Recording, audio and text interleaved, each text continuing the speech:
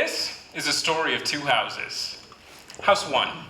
House one is in the Bay Area. 3 bedrooms, 2 baths, new construction, and it's new, so new countertops, new floors. You don't have to worry about termites, you don't have to worry about rust. In fact, you don't have to worry about anything at all because your builder just inspected everything when you applied for an occupancy permit. Yeah. If you were the kind of person to climb on your roof before you bought a home, you would find that the tar on the shingles was still sticky. The water heater in your garage that you were going to use and not think about for the next 20 years, 25 years, it still has its for sale sticker. It still has its warranty. If anything goes wrong with that water heater next year, the year after, or the year after that, redeem your warranty and there's a new water heater waiting for you. Now, house one isn't perfect. It only has a 1-car garage. It doesn't have air conditioning. It only has 3 available places to put all of your clothes.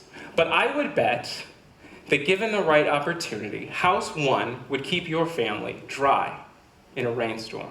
And it would give you the opportunity to thrive. Now, the cost of house one is $23,100. I can tell looking around now, some people have very serious questions about buying house one, but that's okay, we'll save those. House two. House two, what to say about house two? House two is also in the Bay Area, also 3 bedrooms, 2 baths, but house two was built 50 years ago. It needs a little bit of work. It got a new roof 25 years ago, but roofs last about 25 years, so something to keep an eye on. We haven't checked the water heat in a while, but we're pretty sure it's okay. Maybe, maybe not.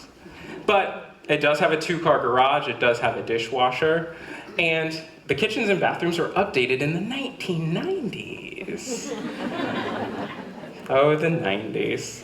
It's funny, like we have entire stores dedicated to mid-century modern. Like we love the 50s, 60s, and a little bit of the 70s, but you get to the 90s and people cannot stand it. They just see like black refrigerators and like gold faucets and those weird ice cube blocks. But anyway, that's house two. Also, keep you dry in a rainstorm, we're just not sure for how long. The cost of house two is $561,000. So which house would you rather buy? One. Interesting, interesting.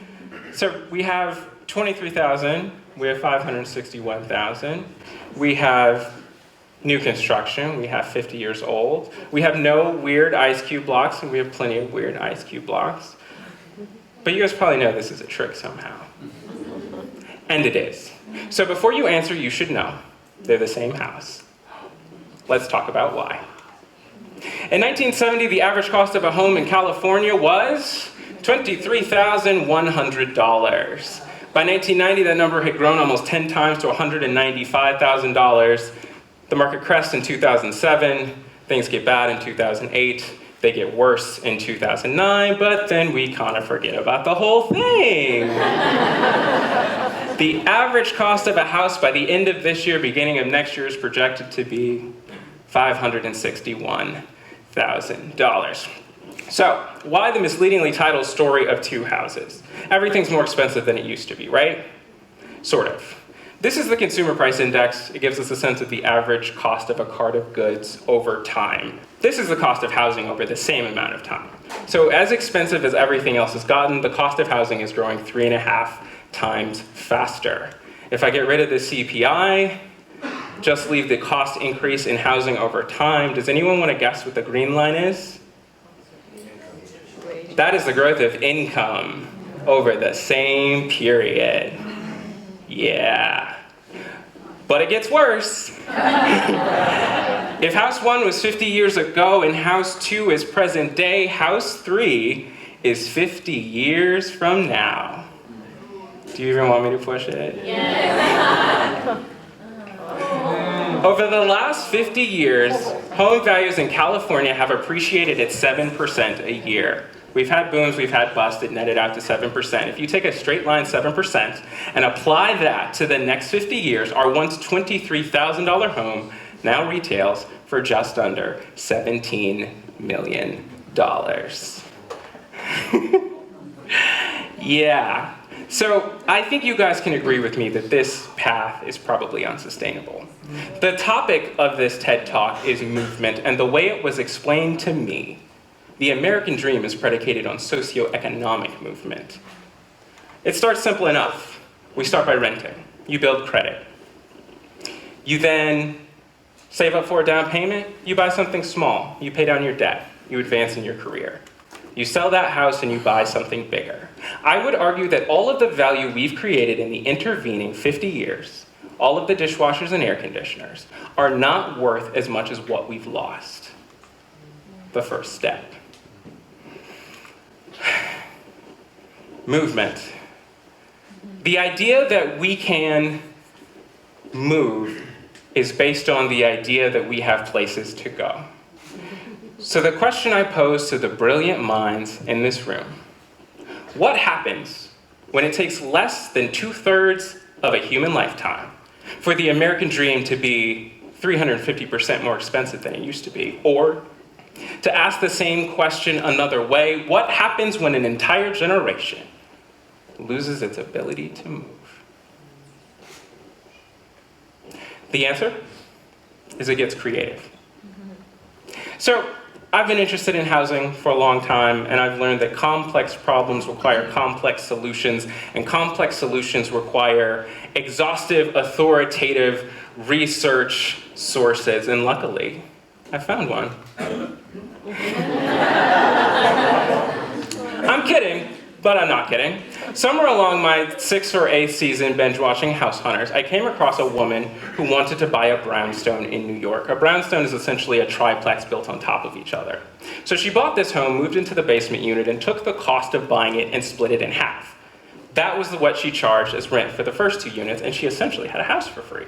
And I thought, aha, there's something. What if I found a piece of land, divided it by 4, built 4 houses on it, took the cost of building those 4 houses, divided that number by 3, and then I'd have a house for free. That'd be cool. Except it didn't work. And the reason why it didn't work is that the land that is available for a very good reason. It's either not for sale, it's for sale and it's astronomically expensive, it's located in a city that has no interest in developing, it could be filled with poison. Unfortunately, that's a real thing. Some land is just filled with poison. But there was one reason that gave me reason for pause. It's just too small. Now, to understand too small, you have to understand how housing grew up in America. After World War II, baby boom happened, we had to build a lot of homes really quickly.